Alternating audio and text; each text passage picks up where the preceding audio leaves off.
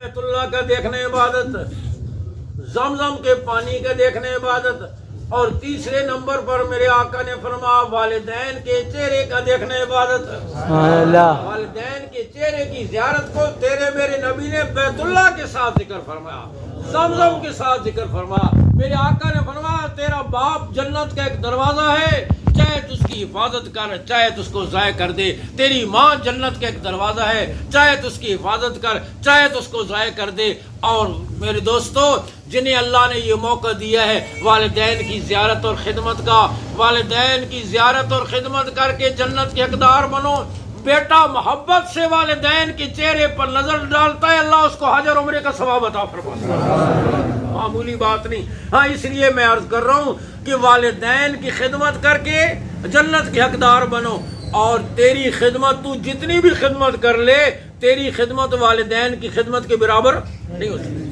صحابی حاضر خدمت کو عرض کر حضور جتنا عرصہ میرے ماں باپ نے میری خدمت کی ہے نا، اتنا عرصہ میں نے بھی خدمت کر دی ہے، اب تو معاملہ برابر ہو گیا۔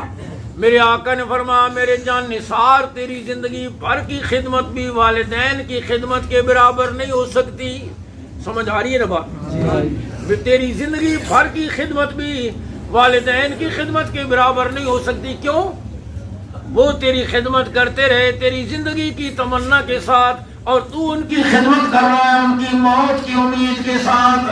سمجھ آ رہی ہے بات؟ وہ تیری خدمت کرتے رہے تیری زندگی کی تمنا کے ساتھ، دعائیں کراتے رہے، صدقے دیتے رہے، تعویذ دیتے رہے، منتیں مانتے رہے اللہ بیٹے کو لمبی زندگی دے، اور تو خدمت کر رہے۔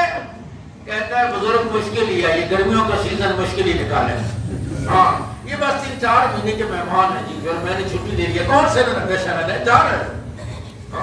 تو ان کی موت پر نظر رکھے ہوئے ہے، وہ تیری زندگی کی تمنا کرتے رہے، پر دونوں خدمتیں کیسے وہ برابر ہو سکتی ہیں؟ اس لیے میرے آقا نے فرمایا رب کی رضا والدین کی رضامندی میں ہے، رب کی ناراضگی والدین کی ناراضگی میں ہے، بشرط کہ والدین کسی گناہ کا حکم نہ کرے۔ باقی فرمایا اگر والدین کافر بھی ہیں فصاحبہما فی الدنیا معروفا، دنیا کے معاملے میں ان کے ساتھ اچھا سلوک کرو، دعا کرو، اللہ والدین کی خدمت گزاری کی توفیق دے، آمین، دعائیں لینے کی توفیق نصیب فرمائے۔